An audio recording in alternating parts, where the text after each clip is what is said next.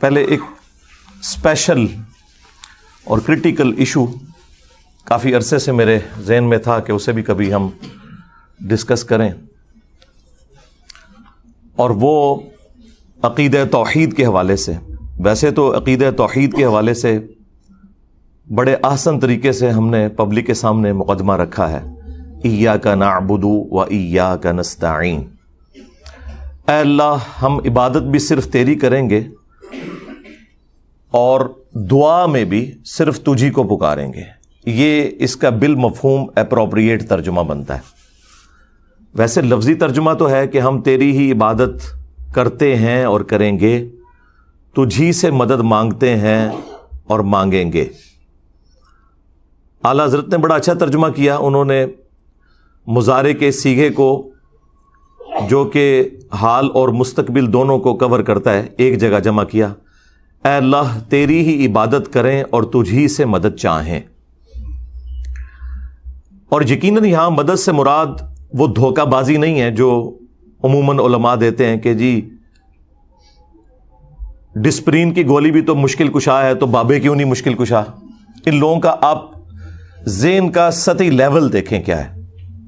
Doctor اگر مشکل کشا ہے تو بابا کیوں نہیں ہے. اسی طریقے سے جب ہم امی سے روٹی مانگتے ہیں تو وہ شرک کیوں نہیں ہو جاتا. تم تو کہہ رہے ہو کہ صرف اللہ سے مانگنا ہے، ہم کہہ رہے ہیں صرف اللہ سے مانگنا ہے، یہ ہمارا دعویٰ ہے. تو قرآن میں لکھا ہے، تم بھی ہر نماز میں پڑھتے ہو. یعنی اللہ کی بات کا ٹونٹ کرنا ہمیں اس بات کا ثبوت ہے کہ آپ اللہ کو آن نہیں کرتے. تو آپ سمجھیں کہ یہ بات کیا ہے. یہ تو بات ہو رہی ہے دعا کی، ایاک نعبد و ایاک نستعین. جو آپ بات کر رہے ہیں وہ تو اللہ نے الگ سے حکم دیا ہے، وَتَعَاوَنُوا عَلَى الْبِرِّ وَالتَّقْوَى وَلَا تَعَاوَنُوا عَلَى الْإِثْمِ وَالْعُدْوَانِ.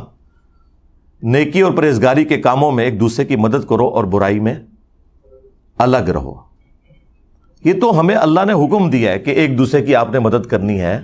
ظاہری اسباب کے ساتھ دنیا کو جوڑا ہے، ہماری زندگی کو جوڑا ہے آکسیجن کے ساتھ، کھانے پینے کے ساتھ، اور اس کے بعد ٹوائلٹ کی حاجت ہمارے ساتھ اٹیچ کر دی ہے، نیند کی حاجت اٹیچ کر دی ہے.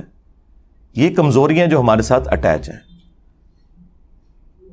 اس کا دعا کے ساتھ کوئی لینا دینا نہیں. دعا صرف اللہ کے ساتھ خاص ہے.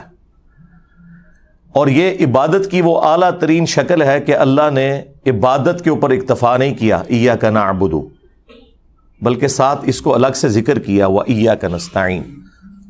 عبادت بھی تیری کرتے ہیں اور عبادت کی اعلیٰ ترین شکل دعا بھی صرف تجھی سے مانگتے ہیں. کیونکہ اللہ کو پتا تھا سب سے زیادہ شرک اسی میں ہونا ہے.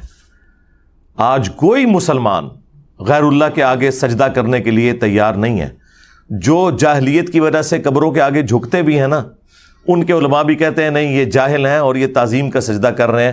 عبادت کا سجدہ صرف اللہ کے ساتھ خاص ہے. اب یہ الگ بات ہے کہ تعظیم کا سجدہ بھی تو اس امت سے ختم ہو چکا. ابو داؤد میں حدیث ہے، سنن ابن ماجہ میں، ایک صحابی نے نبی علیہ السلام کو آ کے سجدہ کیا. آپ نے فرمایا سر اٹھا کیا کر رہا ہے؟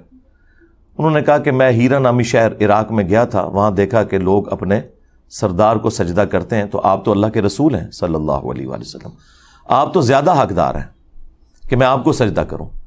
تو آپ علیہ السلام نے فرمایا کہ اگر میں سجدہ جائز سمجھتا تو بیویوں سے کہتا کہ اپنے خامدوں کو سجدہ کریں اس حق کے سبب جو اللہ تعالیٰ نے ان کا رکھا ہے. اور پھر اس میں بڑے پیارے جملے ہیں کہ جب میں فوت ہو جاؤں گا اور تم میری قبر سے گزرو گے، کیا میری قبر پہ بھی سجدہ کرو گے؟ ان کا نہیں یا رسول اللہ. فرمایا پھر مجھے کیوں سجدہ کر رہے ہو؟ اگر میں سجدہ جائز سمجھتا تو بیویوں سے کہتا کہ اپنے خامدوں کو سجدہ کریں. یعنی نبی علیہ السلام نے اپنی تعظیم میں بھی اس طرح کا غلو کرنا کہ وہ تعظیم کا سجدہ ہو اسے بھی بین کر دیا. تو اگر رسول اللہ کا یہ سٹیٹس ہے تو بابے تو شاہی کوئی نہیں. ہاں، یہ جملہ ہر جگہ فٹ ہوتا ہے. میرے نبی سا ہے ہی کوئی نہیں، تیرے بابے تھے شاہی کوئی نہیں.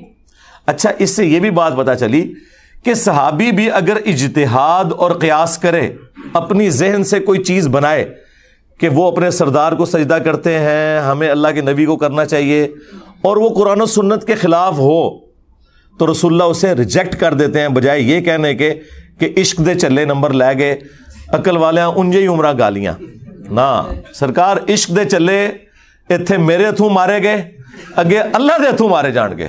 ہاں قرآن تو اس سٹیٹس کو آن ہی نہیں کرتا جو انہوں نے ڈکلیئر کیا ہوا ہے.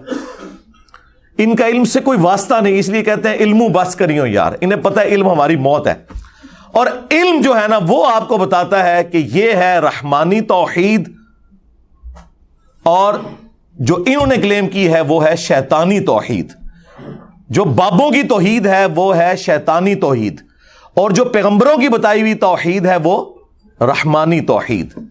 یہ ہے اصل میں ڈفرنس. یہ جو کلیم کرتے ہیں نا کہ جی وہ شیطانی توحید اور رحمانی توحید یوں نہیں یوں ہے, تو وہ ہم آپ کو بتاتے ہیں کہ اللہ اور مخلوق کے درمیان واسطہ, وسیلہ, ہدایت پہنچانے کا صرف پیغمبر ہوتے ہیں.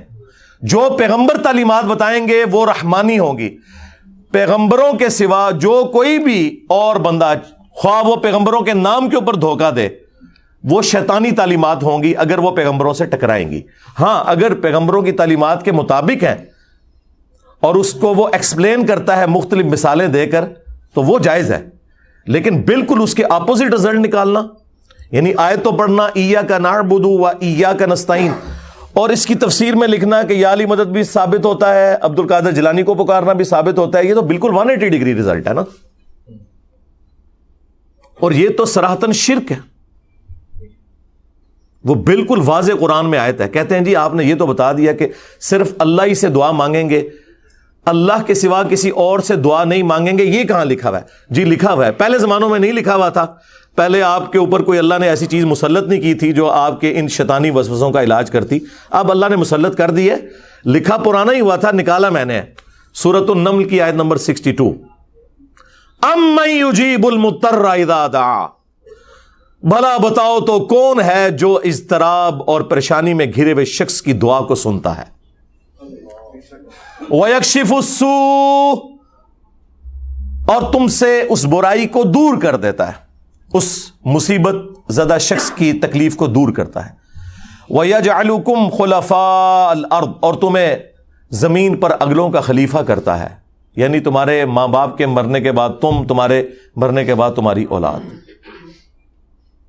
اِلَٰهٌ مَّعَ اللَّهِ, کیا اللہ کے ساتھ کوئی اور معبود بھی ہے جس کی یہ کوالٹیز ہوں؟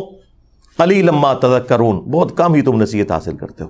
یہ آیت اس بات کا ثبوت ہے کہ اللہ کے سوا کسی اور ہستی کے بارے میں یہ عقیدہ رکھنا کہ وہ دعاؤں کو سنتا ہے اور وہ مشکل کو دور کر دیتا ہے, گویا کہ اسے خدا بنانے کے, الہ بنانے کے, معبود بنانے کے مترادف ہے. اس کے بعد کسی آیت کی ضرورت نہیں. اہل تشیع کے ہاں صبح و شام کے